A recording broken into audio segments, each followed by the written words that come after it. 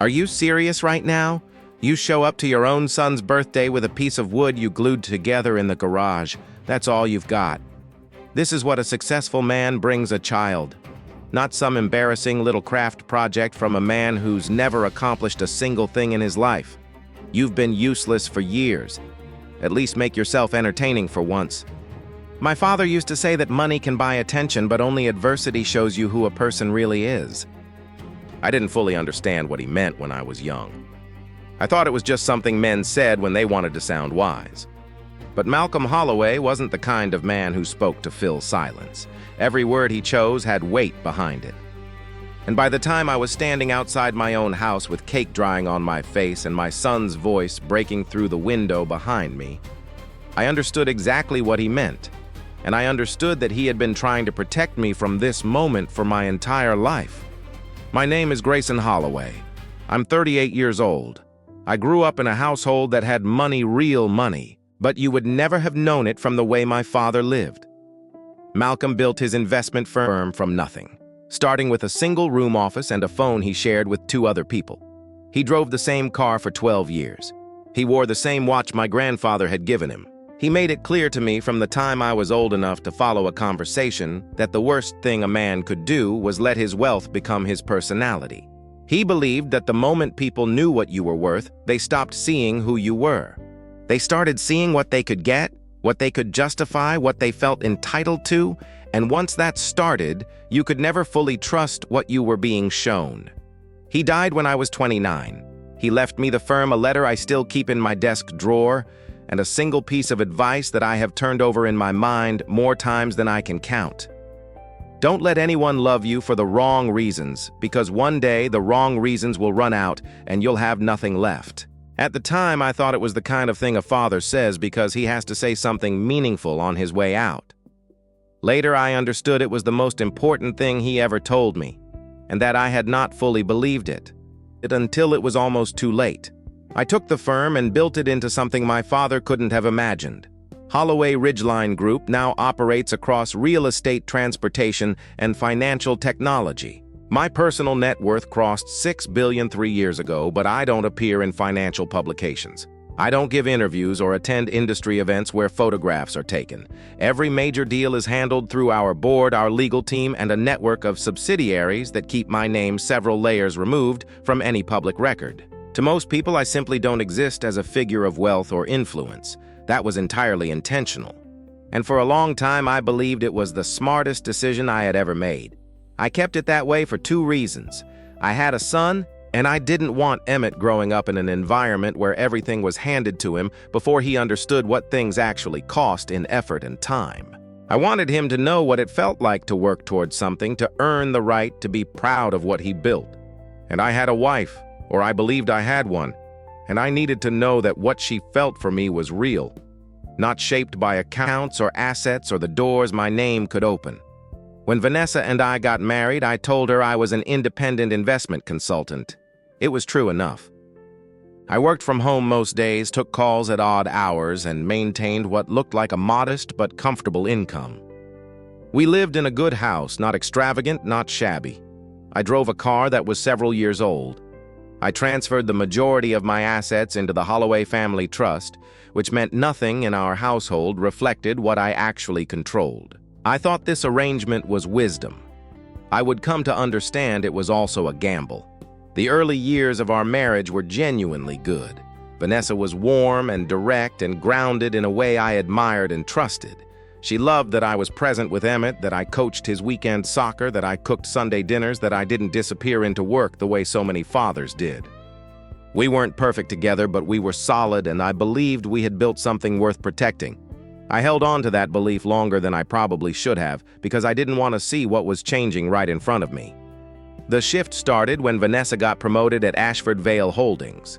Ashford Vale was a mid-size real estate development company that looked healthy on the surface and had been quietly bleeding money for 2 years through bad acquisitions and over-leveraged projects. Holloway Ridgeline had been tracking them for months, and our board had opened preliminary discussions about a buyout structured to preserve several thousand jobs. I couldn't tell Vanessa any of this.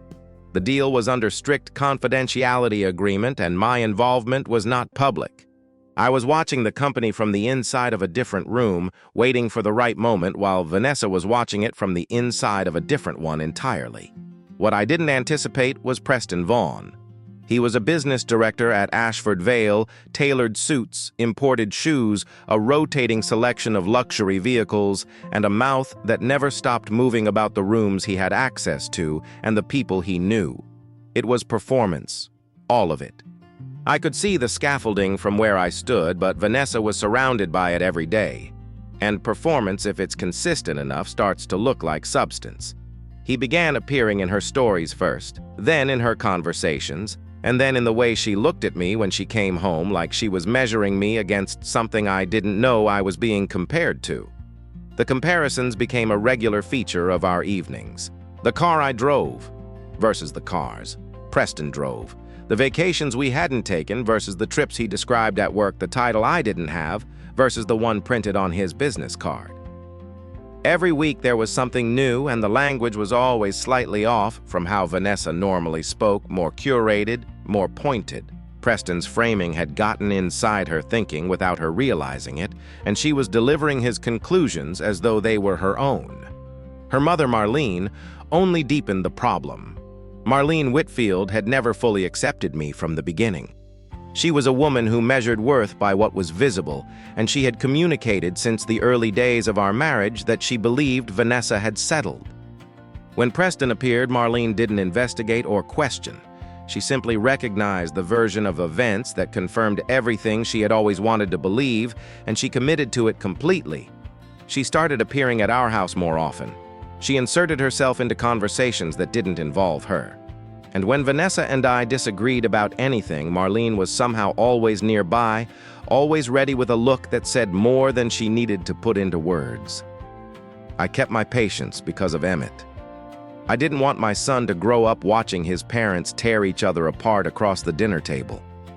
But there were nights when I sat alone after he was asleep and asked myself honestly whether I was protecting him or just avoiding the inevitable while the damage accumulated around us. Meanwhile, Ashford Vale was moving closer to collapse, and the acquisition timeline was tightening. I said nothing to Vanessa because using that information to force her respect was something I refused to do. If she came back to me because I threatened her financial security, I would never know whether she had ever genuinely seen me at all. I wanted to be chosen, not feared. 1 week before Emmett's 8th birthday, I discovered what Vanessa had been quietly arranging. She had withdrawn a significant amount from our joint account and used it to organize a party at our house, rental furniture, catered food, a DJ decoration throughout the backyard. She hadn't mentioned any of it to me. I found the receipts by accident while going through paperwork. Preston Vaughn's name was on the guest list. I didn't confront her. I went to the garage and finished what I had been building for weeks, a wooden airplane sized for a child's hands, detailed enough to show the ribs under the wing paneling. Emmett and I had drawn the blueprint together on a Saturday afternoon 2 years earlier when he had decided he wanted to be a pilot, and I had told him that was an excellent plan. Inside the box beneath the plane, I placed a handwritten card with a single promise. When you're old enough, we'll build a real one together from scratch. The night before the party, I was passing through the hallway when I heard voices from the kitchen. The door was partly open. Vanessa and Marlene were speaking in the low, deliberate tone of people finishing a plan rather than starting one. Marlene was telling Vanessa to humiliate me in front of the guests, to make me look small, to give me enough reason to walk away without a legal fight. Vanessa said she had the divorce papers ready. She planned to hand them to me at the party. Preston had promised to help her keep the house. I stood in that hallway and listened to the end. Not because I was paralyzed, but because I was calculating. If I walked in and stopped it right there, there would be no witnesses to anything. Vanessa could tell whatever version she needed to tell, but she had already invited 40 people into my home. 40 people who would see exactly what happened, whose accounts would carry weight in any legal proceeding that followed. I made a decision in that hallway. I would not stop the party. I would let every person she had chosen as her audience become a witness to what she was willing to do. I went to bed knowing what was coming. By the time morning arrived, I had made my peace with it. And I remember lying awake thinking about how little of it had happened suddenly. Nobody wakes up one morning and decides to destroy a marriage. It goes one comparison at a time, one small permission at a time, until the thing you would have found unthinkable a year ago feels like something you're owed. Contempt doesn't arrive. It accumulates. And the sad part is that everyone involved can usually name the exact week it started if they're willing to be honest about it. Which is worth remembering when the person you love starts describing you in language that doesn't sound like theirs. Listen to the words. Someone else is usually standing behind them. By 2:00 in the afternoon, the backyard was full. 40 people, maybe a few more colleagues from Ashford Vale neighbors I recognized, by face a handful of Vanessa's friends from before we were married. They moved through the space easily because Vanessa had arranged everything to communicate a version of our life that didn't match the one we actually lived. The rented furniture, the catered trays, the string lights overhead, all of it designed to perform a kind of prosperity we didn't have and a happiness we no longer shared. Marlene had positioned herself near the kitchen entrance, greeting guests as they arrived, accepting compliments about the setup as though she had organized it personally. She wore a dress I had never seen before and moved through the yard with the particular ease of a woman who believed she was finally in the room she deserved. I carried a tray of food past her at one point. She didn't acknowledge me. When I set the tray down near the drink station, a man I didn't recognize asked what I did for work. Before I could answer, Marlene materialized at my elbow and smiled at the man. "He invests," she said pleasantly, "in that don't quite pay out." The man offered a polite chuckle and moved on. I refilled the tray and went back inside without responding to because I had already decided that nothing Marlene said that afternoon would pull me off the course I had set for myself. I had been assigned without discussion to the role of household staff at my own son's birthday party. I carried things. I cleared plates and I stayed out of the photographs. At one point, Vanessa called me over and asked me to move a table 6 in to the left because it was blocking the shot she wanted. I moved it. She turned back to her conversation without a word. I understood that this was exactly what she wanted, to make me invisible in my own house in front of her own witnesses, so that when she handed me those papers later, it would look like a natural conclusion rather than a decision she had been building toward for months. Preston arrived late, which I suspected was deliberate. He wanted to be seen arriving. He came through the backyard gate in a light gray suit, no tie, the kind of effortful casualness that takes real money to perform. People responded the way people respond to someone who has already decided they're important. They made space, they smiled, they asked questions. He found Vanessa within 30 seconds. She touched his arm when he said something I couldn't hear from where I was standing. Then she turned to the group around them and said loudly enough to carry across the yard, "Preston has been such a support to our family this year. Honestly, I don't know where we'd be without him. I was standing 12 FT away. Nobody looked at me." Throughout the first hour, Preston moved through the party, delivering the same story to different clusters of guests that he was about to be named Vice President of Business Development following the acquisition of Ashford Vale Holdings, that the acquiring group had already communicated his value to the new ownership structure, that his role in facilitating the transition had been recognized at the highest level. Every word was invented. The acquiring group he was describing was my company. The ownership structure he was celebrating was mine, and the recognition he was anticipating would look nothing like what he was imagining. Emmett knew something was wrong. He's 8, but he's perceptive in the particular way children become perceptive when they've grown up in a house with tension underneath the surface. Always reading the room, always calibrating. He came and found me twice in the first hour, both times slipping his hand into mine without saying anything. The second time, he looked up at me and asked quietly whether I was okay. I told him I was fine. I asked him if he was having a good birthday. He said, "Kind of." I said that was fair and honest, and I appreciated it. Both times, Vanessa called him back within minutes. She wanted him in photographs, wanted him positioned next to Preston, smiling into someone's phone. Emmett did it because his mother asked him to, but he kept looking back over his shoulder at me, checking, making sure I was still there. The gift opening started just after €3.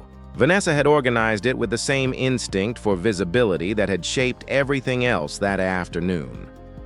Guests gathered in a circle in the center of the yard. Emmett at the center, multiple people ready with phones. The gifts were arranged in matching paper from smallest to largest, and the whole setup had the choreographed feel of something meant to be shared online rather than experienced in person. I was standing at the edge of the circle with the wooden airplane in my hands. When Emmett saw it, he recognized it before I reached him, not because it was visually impressive, but because he had been there when we drew the blueprints. He knew what it was and what it had taken to make.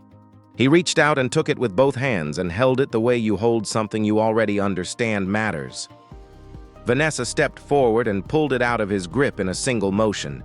Then she held it out in front of her, looked at it with open contempt, and dropped it on the grass. "Are you serious right now?" Her voice was steady and deliberate and loud enough for everyone in the circle to hear without straining.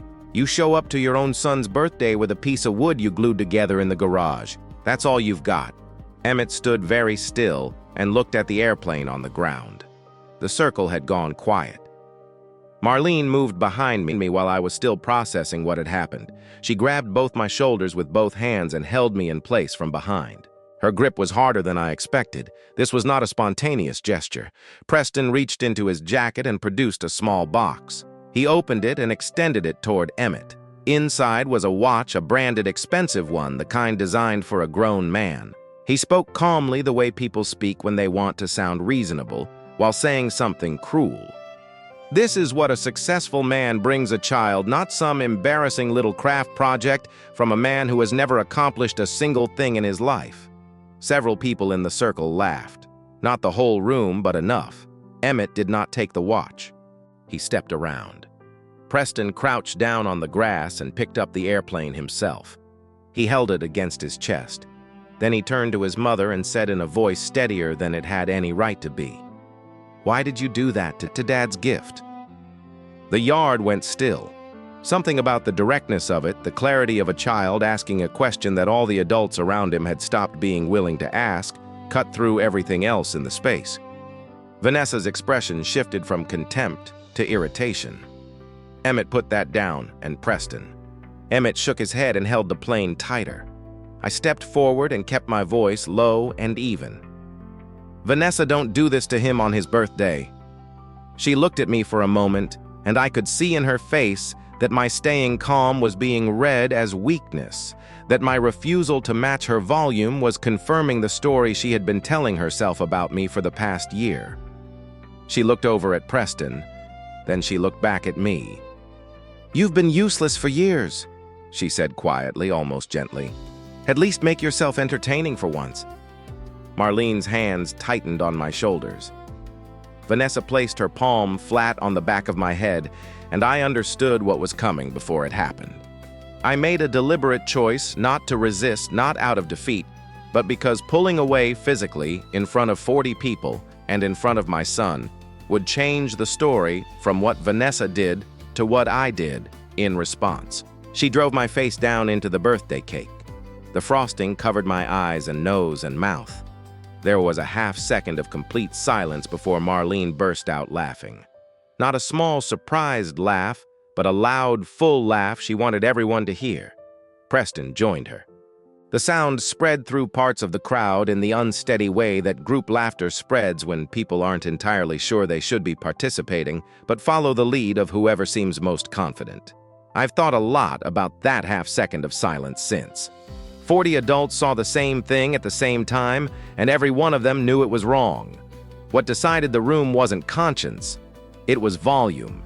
2 people laughed with total confidence, and the rest of the yard borrowed their certainty rather than trusting its own. That's usually how cruelty gets permission in a crowd. Not because most people agree with it, but because nobody wants to be the first one standing alone in the quiet. Vanessa held my head down for several seconds longer than necessary, long enough to make the point she was trying to make. When she finally let go, I straightened up slowly. I didn't wipe my face right away. I didn't raise my voice or lunge forward or do anything that would give anyone present a reason to remember this moment as the one where I lost control. I stood up straight and let the moment be exactly what it was in front of every witness she had invited. Then Emmett was beside me. He was crying hard and using the sleeve of his shirt to wipe the frosting from my eyes. His hands were shaking. He kept saying, "Why did she do that? Why did she do that to my dad?" And the rawness of it, a child wiping his father's face clean in front of 40 adults who had chosen to stand still, made the yard go silent in a different way than before. I crouched down and wiped his face first, then mine. I told him he didn't owe anyone an apology for something that wasn't his fault. I told him to keep holding the airplane. He nodded and gripped it tighter against his chest. Vanessa pulled an envelope from somewhere nearby and walked to the table where the ruined cake still sat. She placed the papers on top of the frosting and looked at me steadily. "This marriage is over," she said. "Sign it tonight and get out of this house." I looked at the papers for a moment. Then I looked at her. "Is this what you want?" I asked, not as a plea, as a final confirmation in front of witnesses that she was making this choice clearly and with full awareness. She didn't answer with words. She pushed the envelope across the table toward me. She picked up the pen first and signed her name in the designated line. Then she held the pen out to me. I took it and signed beneath hers. Then Marlene stepped forward, produced a second pen from her purse. She had brought her own, which told me everything about how long this moment had been planned, and signed the witness line with visible satisfaction. "Finally," she said, "my daughter is finally free." She looked around the circle of guests as she said it, making sure everyone heard. In the days before the party, Vivian had forwarded me documentation that our audit team had surfaced during acquisition due diligence. The findings were significant. Preston had been systematically misappropriating Ashford Vale funds for over a year, falsifying revenue entries, routing money through vendor accounts he personally controlled, and charging personal expenses, including gifts for Vanessa, to a corporate card. The total was well into 6 figures. Beyond that, the audit log showed that several of those transactions had been processed through Vanessa's system credentials, and that entries had been deleted by someone operating under her access level. The legal team couldn't establish yet whether she had understood the full scope of what she was enabling, but her access was documented. Her approvals were time-stamped. And there was one more detail that neither Vanessa nor Marlene had accounted for in any of their planning. The house had never been a marital asset. It was held entirely within the Holloway family trust, and Vanessa's right to occupy it was contingent on the marriage remaining legally intact. She had just signed papers terminating the marriage. I needed to let the legal sequence complete before revealing any of this. Vivian had explained it clearly. If I disclosed my identity in that moment immediately after being handed divorce papers in front of 40 witnesses, Vanessa's legal team could argue that I used financial leverage to coerce a wife who simply wanted to leave. The papers needed to be signed, the decision needed to be hers, and the process needed to run its natural course.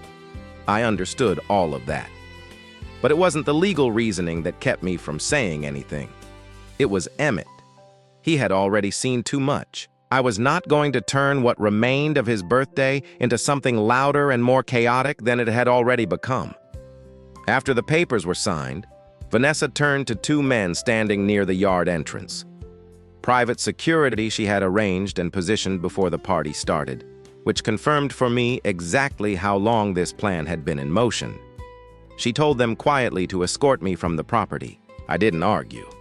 I went inside, retrieved the single bag I had packed that morning, came back through the yard past guests, who had stopped being able to hold eye contact with me, and picked up the broken wing piece that Marlene had snapped off the airplane when she stepped on it. The security walked me toward the front door. Emmett reached me before I got there. He ran and locked his arms around my legs and wouldn't let go. He said he didn't want the watch. He didn't want any of it. He just wanted to keep the airplane, and he wanted me to stay. I crouched down on the front step with frosting still in my hair and held my son's face in both hands. "I am not leaving you," I said. "I am leaving a place where the adults forgot how to treat each other. That is not the same thing." He looked at me with the effort of someone trying very hard to believe what they're being told. Marlene came to the door and pulled him back by the arm. Vanessa stood behind her and watched. She didn't move to stop it. The door closed. I stood on the sidewalk with one bag, a broken piece of wood, and dried frosting on my collar. Through the front window, I could see Preston standing in the living room with the ease of someone who believed he had just taken something that belonged to him. Next to him, Vanessa had her back to the glass, but Emmett had climbed up on the couch. He had both hands pressed flat against the window, and he was watching me and crying. I raised my hand. My phone buzzed in my pocket. A message from our board chair, a single line confirming that Holloway Ridgeline Group had officially completed the acquisition of Ashford Vale Holdings, effective immediately. On Monday morning, I would walk into that building as its new owner. Standing on that sidewalk, I didn't feel like a man who had just closed a significant deal. I felt like a father who had been pushed out of his own house while his son watched from the inside. The money had never felt more distant from anything that actually mattered. But I also knew with the same clarity I brought to every acquisition exactly what came next. I spent Sunday night in a hotel room 11 blocks from my house. I ordered coffee I didn't drink and sat at the desk by the window going through the acquisition documents one final time. Everything was in order. The board had confirmed the legal transfer was complete. By 8:00 Monday morning, Ashford Vale Holdings would open its doors under new ownership, and its employees would gather in the main conference hall to meet the person who now controlled their futures. I called Vivian just before midnight. "You ready?" she asked. "I've been ready for a while," I said. She asked how Emmett was doing. I had spoken to him briefly that afternoon through a neighbor who had slipped away from the party early and offered to help without being asked. Emmett had told me he put the wooden airplane on his nightstand and that he wasn't going to let anyone near it. I told Vivian he was going to be okay eventually. She asked how I was. I said to ask me tomorrow. The Ashford Vale lobby was full by 8:15. The company had sent a building-wide notice the previous Friday, mandatory all-staff meeting Monday morning new ownership announcement. Everyone was required to attend. I had written the notice. I arrived through a side entrance with Vivian and 3 members of our legal team and waited in a corridor behind the conference hall while the room filled. Through the wall, I could hear the particular sound of several hundred people who don't know what's coming but have agreed to be professionally optimistic about it.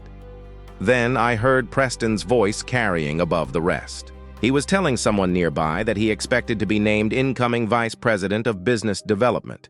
He said the acquiring group had reached out to him personally. He said his role in facilitating the transition had been recognized at the highest level. Every word was a fabrication he had assembled from confidence and nothing else. At 8:30, the board chair opened the meeting and asked the staff to welcome the new owner. I walked through the door. The room registered me in stages. First, the people near the front who could see my face. Then the screens on either side of the stage lit up with the Holloway Ridgeline Group logo, my name as founding principal beneath it, and the transaction summary. The room went quiet in the specific way that large rooms go quiet when something has happened that people need a moment to fully process. I took the podium without hurrying and looked out at the audience. Preston was in the 3rd row. I watched his face as he read the screen. I watched the exact moment he made the connection. The company name my face, the man whose face had been pushed into a birthday cake 48 hours earlier in front of 40 witnesses he had helped select. The realization didn't make him collapse. It was subtler, a controlled rearrangement behind his eyes, a restructuring of everything he thought he understood about the situation he was in. Vanessa was seated toward the middle of the room. She had come in that morning expecting a promotion and a future and had dressed accordingly. When the slide displaying my role as founding principal appeared on screen, she looked at it without moving for a long time. I could see her working through it, the house, the trust, the acquisition, the papers she had signed 2 days ago, and watching each piece land in a different order than she had been expecting. Marlene was near the back of the room. She had come as moral support, apparently. She looked at the screen, then at me, then back at the screen as though she was waiting for someone to appear, and explained that a name had been entered incorrectly somewhere. I introduced myself to the staff the way I would introduce myself to any room of people whose livelihoods I had taken responsibility for directly without theater. I told them the acquisition had been driven by the quality of the company's workforce and the strength of its underlying assets, not its current leadership structure. I told them our intention was stability, not disruption, and that everyone whose position was in good standing would receive written confirmation within the week. Then I nodded to Vivian, and she connected her laptop to the room's display system. What appeared on screen was precise and thorough. 14 months of falsified vendor transactions. Shell accounts routed through a network Preston personally controlled. A corporate card used for private purchases totaling well over $200,000, including items that could be traced directly to Vanessa. Then the access logs timestamps, showing which credentials had approved the transactions and which credentials had been used to delete the original entries from the audit trail. Vanessa's employee ID appeared 4 separate times. People in the room began turning in their seats to look at her. Preston stood before anyone addressed him. He had a strategy ready and he delivered it smoothly. He said the transactions had been processed on his instruction and that Vanessa had cooperated because he told her it was standard interdep departmental accounting. He said she hadn't understood what she was approving. He said it like a man who had rehearsed it. Vanessa turned and looked at him. I've thought about that moment many times since. In the space of a few seconds, she had to absorb not just that he was cutting her loose, but that he had been prepared to cut her loose since the beginning. That the man she had chosen over her marriage had a contingency plan that involved placing her directly in front of whatever was coming. She had traded a husband who had never once used his position against her for someone who had just made her the exit strategy in a room full of her colleagues. She didn't say anything. She just looked at him, and the look said everything that needed to be said. Vivian then presented the property documentation. She explained, without any unnecessary drama, that the residence listed in Vanessa's personnel file was held within the Holloway family trust. She explained that Vanessa's right to occupy the property had been tied to the continuity of the marriage. She noted the date of the divorce filing. She noted the signatures on the papers and their witnesses. She said the property would not be subject to marital asset division because it had never been a marital asset. From the back of the room, Marlene said that wasn't possible, that the house was in her daughter's name. Vivian said the occupancy agreement was in her name. The property title was not. Marlene looked around the room, waiting for someone to contradict this. Nobody did. She sat down slowly, and I watched her understand piece by piece what she had actually done, that she had spent months engineering her daughter's exit from a marriage to a man she believed was a failure, that she had held him in place while her daughter drove his face into a birthday cake, that she had signed the divorce papers with visible pleasure, and that the house she had encouraged Vanessa to borrow against had never been Vanessa's to borrow against. She had not rescued her daughter. She had helped her walk off a ledge she didn't know was there. Vanessa asked to speak with me privately. She said it quietly, not to the room, just toward me. I told her this wasn't the place for that conversation. She said my name. I said that all of it would be handled through the appropriate legal process, and that was the only thing I had to say in that setting. I meant it. I was not going to perform my anger in front of her colleagues. What had happened between us was real, and the damage was real, and it would take time and lawyers and a judge to sort through properly. But the way I conducted myself from that point forward would matter to Emmett in ways I couldn't fully predict, and I was not going to give him a version of his father that he'd have to make excuses for later. I said to the room what I needed to say. Legal processes would be followed for everyone involved. No one would be punished simply for having offended me personally, and no one would be exempted from accountability because of a personal connection to me. Those were the terms. Preston was suspended before he left the building that morning and formally charged 3 weeks later wire fraud, embezzlement, falsification of corporate records. When investigators placed him under oath, he acknowledged that his relationship with Vanessa had been transactional from the beginning. He had identified her system access early in their acquaintance and cultivated the relationship specifically because of what she could provide him operationally. He had never intended anything beyond that. Vanessa lost her position at Ashford Vale. Her level of knowing participation remained genuinely ambiguous, and because she cooperated fully with investigators and provided documentation that strengthened the case against Preston, the legal consequences for her were significantly lighter. She was not charged, but she lost her professional standing. Her claim to the house and every version of the future she had been building in her mind for the better part of a year.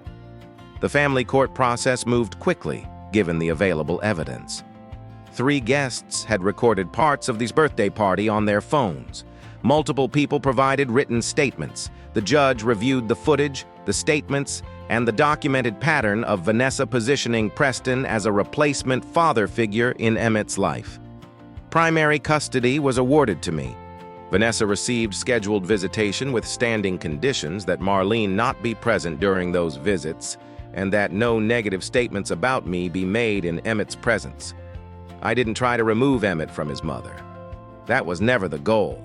What I wanted was an environment where the people around my son were required to meet a minimum standard of conduct. That was the only thing I asked the court to enforce. And here is something I'd say plainly, even if it costs me the satisfaction people usually want from a story like this. The screen in that conference room didn't fix anything. It ended a lie, which is not the same as healing a wound. My son still watched his mother do what she did, and no acquisition, no logo on a wall, no perfectly timed reveal will ever take that afternoon back out of his memory. Winning is loud, repair is quiet, and in the end, only one of them is worth building a life on. So when you are wronged in front of people, notice how badly you want the crowd back. Then let the truth do its own work, and keep your hands clean while it does. What you don't do in that moment is often the thing your children will remember longest. I set up a home for us in a quieter neighborhood. Emmett chose his own room.